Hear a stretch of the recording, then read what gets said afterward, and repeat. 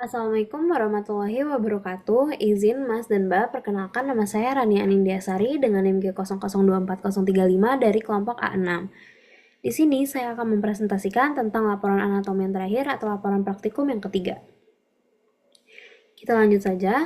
Untuk soalnya, Andre, seorang mahasiswa setingkat akhir, merasa tidak nyaman setelah mengonsumsi makanan cepat saji selama sebulan penuh karena kesibukan menyelesaikan skripsi. Ia sering mengalami perut kembung, rasa tidak nyaman di bagian bawah perut, dan gangguan buang air besar. Dalam obrolan ringan di kampus, Andre mengeluh kepada Anda. Sebagai teman yang baik, jelaskan kepada Andre tentang traktus digestivus inferior. Untuk perintahnya terdapat 3, yaitu jelaskan tentang perbedaan jejunum dan ileum, jelaskan struktur bangunan di kolon, dan jelaskan struktur anatomi yang berhubungan dengan pengeluaran feses. Yang pertama terdapat jejunum dan ileum. Untuk letaknya sendiri, jejunum terdapat di bagian abu-abu dan ileum terdapat di bagian biru. Oke, mungkin ini untuk perbedaan jejunum dan ileum. Untuk jejunum letaknya di regio umbilicalis dan ileum itu di kanan bawah cavum abdomen sampai pelvis. Nah, untuk warnanya jejunum itu warnanya tuh lebih merah gelap dan ileum itu pink muda. Karena peredaran darah atau vaskularisasi di jejunum itu lebih banyak. Jadi itu yang menyebabkan warna jejunum itu merah gelap. Untuk diameternya, jejunum itu lebih besar daripada ileum, di mana jejunum itu 2-4 cm, di mana ileum itu 2-3 cm. Untuk dinding otot polos, itu jejunum itu lebih tebal, dan ileum itu lebih tipis. Untuk vaskularisasi yang telah disinggung tadi, itu jejunum itu peredaran atau vaskularisasinya lebih banyak, di mana ileum itu vaskularisasinya lebih sedikit. Dan untuk vasa rektanya, jejunum itu lebih panjang daripada ileum. Ileum itu lebih pendek. Untuk arkadenya, jejunum hanya memiliki 1-2 tingkat, di mana ileum itu tingkatannya lebih bersusun dan lebih kompleks. Untuk lemak mesenterinya, jejunum itu lebih sedikit dan ileum itu lebih banyak. Untuk plika silkularisnya, itu jejunum itu besar, tinggi, dan rapat, serta ileum itu sedikit dan jarang, serta tidak terdapat di bagian distalnya. Untuk papiringnya, di jejunum ada beberapa, dan di ileum ada banyak. Oke, lanjut ke bagian vasa rekta dan arkadenya. Nah, untuk jejunum yang telah dibilang tadi, itu vasa rektanya cenderung lebih panjang, tapi arkadenya itu lebih tipis. Arkadenya itu hanya memiliki 1-2 tingkatan. Nah, untuk ileum itu fasa rektanya itu lebih pendek. Namun, arkadenya atau anyamannya itu lebih tersusun atau lebih kompleks intinya. Lebih banyak.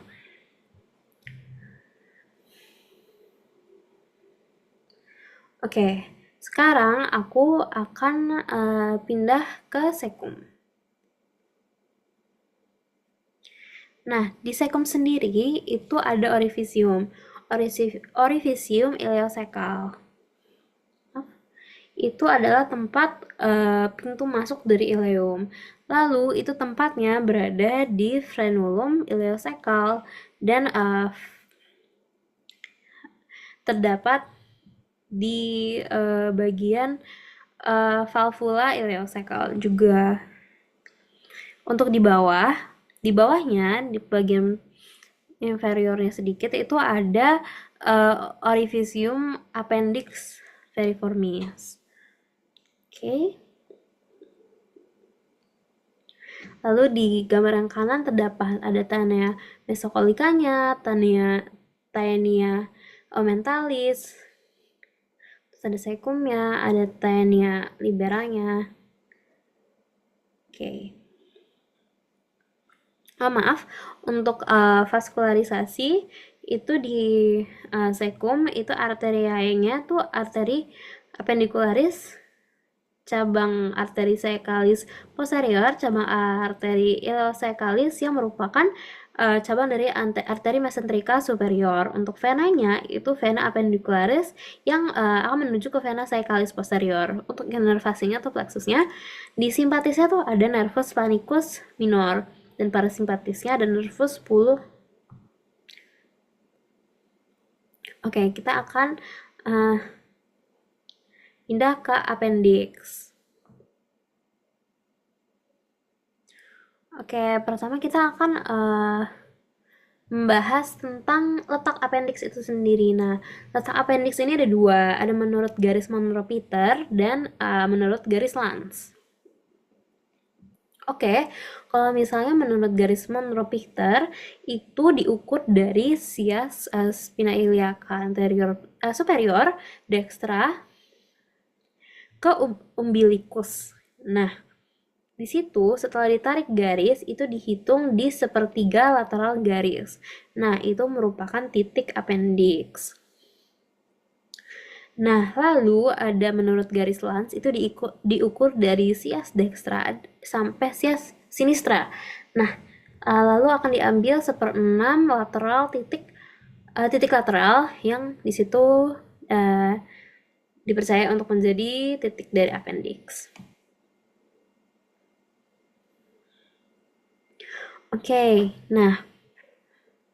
Oke, untuk appendix sendiri itu memiliki variasi letaknya, atau ada appendix retroseccal, appendix post ilealis, terus ada appendix pelvicum, ada appendix preilealis, serta ada appendix subcaecalis.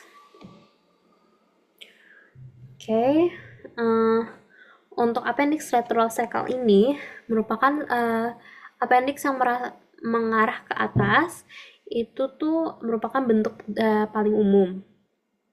Lalu untuk appendix post-ilealis dan appendix preilealis merupakan di tengah-tengah dari ileum.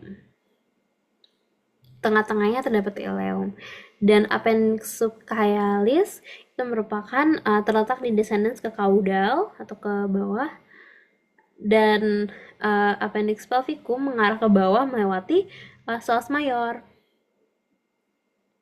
Oke, untuk neurofasnya, arterinya itu ada arteri appendicularis yang merupakan cabang arteri caecalis posterior, cabang arteri ileocecalis yang merupakan cabang arteri mesenterika superior. Nah, untuk venanya itu ada vena appendicularis yang akan menuju ke vena caecalis posterior. Untuk inervasinya itu sama, simpatisnya ada nervus panicus minor dan parasimpatisnya ada nervus X.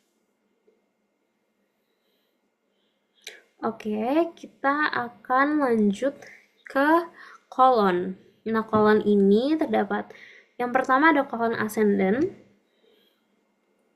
Kolon ascendent itu merupakan kolon yang ke atas arahnya, lalu memiliki vaskularisasi arteri ileokolika dan arteri kolika destra, dan venanya bermuara ke vena mesenterika superior. Untuk simpatisnya ada nervus panicus minor dan parasimpatisnya ada nervus X. Nah, kolon ascendent ini itu merupakan dari cecum sampai ke permukaan inferior lobus hepatis dexter. Nah, belokannya di atasnya itu namanya flexura coli dextra. Lalu ada kolon transversum, itu merupakan kolon yang berjalan menghilang dari flexura coli dextra dan flexura coli sinistra. Itu merupakan belokan yang selanjutnya. Lalu untuk kolon descendant itu tuh letaknya di kuadran kiri, di atas dan bawah, dan berjalan ke bawah setelah flexura coli sinistra. Untuk vaskularisasi dari kolon descendant itu, arterinya ada arteri kolika sinistra dan arteri sigmoidae yang merupakan cabang dari arteri mesenterika inferior. Lalu venanya itu mengikuti perjalanan arteri dan akan bermuara di vena mesenterika inferior. Untuk simpatisnya itu ini untuk inervasi dan plexusnya. Simpatisnya itu nervus planconolumbalis dan parasimpatisnya ada nervus planici pelvici. Oke, itu lalu ada kolon sigmoideumnya, itu merupakan kolon sebelum rektum. Penggantungnya itu mesokolon sigmoideum. Oke, untuk vaskularisasinya, arterinya ada kolika sinistra dan arteriae sigmoidea yang akan bercabang di arteri mesenterika inferior dan venanya akan bermuara di vena mesenterika inferior. Untuk inervasinya sama dengan kolon descendant. Oke. Oh ya, ini merupakan struktur dari intestinum crassum.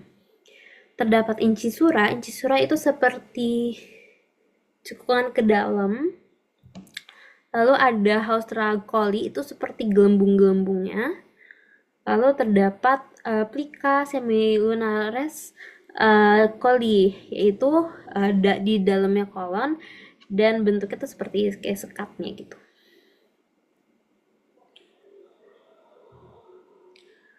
Oke, ini untuk neurovaskularisasinya mungkin sudah lumayan disebutkan tadi saat menjelaskan kolon-kolonnya. Oke, kita akan bergerak ke rectum proprium.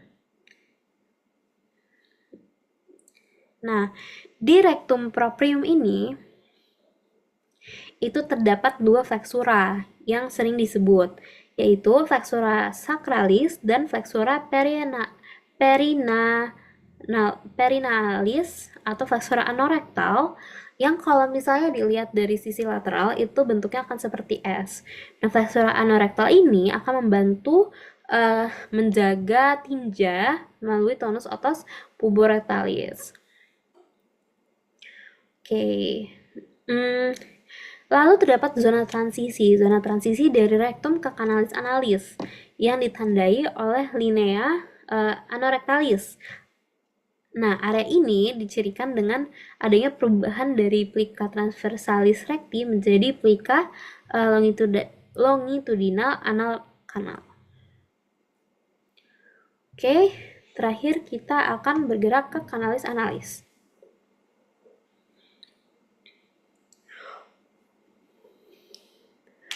Mungkin ini flexura sacralis dan perinealis yang sudah saya sebutkan tadi. Terus terdapat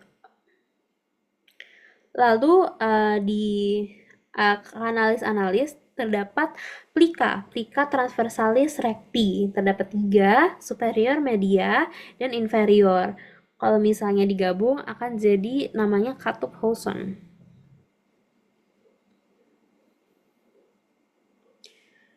Oke.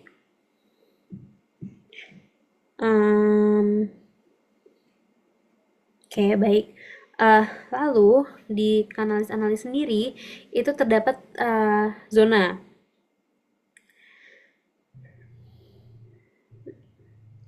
Oke. Ada zona columnaris yang terdiri dari lipatan longitudinal, columna rectalis yang dibentuk dari corpus cavernosum. Lalu ada zona, terus ada zona kutanea, yaitu kulit eksternal yang dibatasi secara tidak konsisten oleh linea anokutanea. Lalu ada zona hemorrhoidales. Nah, zona ini merupakan tempat yang sangat memungkinkan terjadi benjolan hemoroid karena terdapat pelebaran dari venae hemorrhoidales.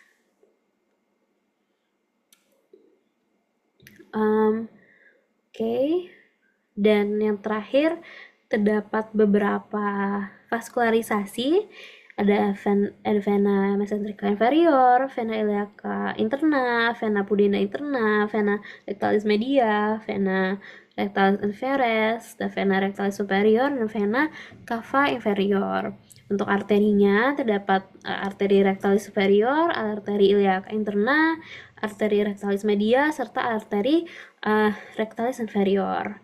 Oke, itu sedikit dari vaskularisasi dalam analis. Mungkin itu saja yang dapat saya sampaikan pada presentasi hari ini. Sebelumnya mohon maaf bila ada kesalahan kata. Terima kasih. Wassalamualaikum warahmatullahi wabarakatuh.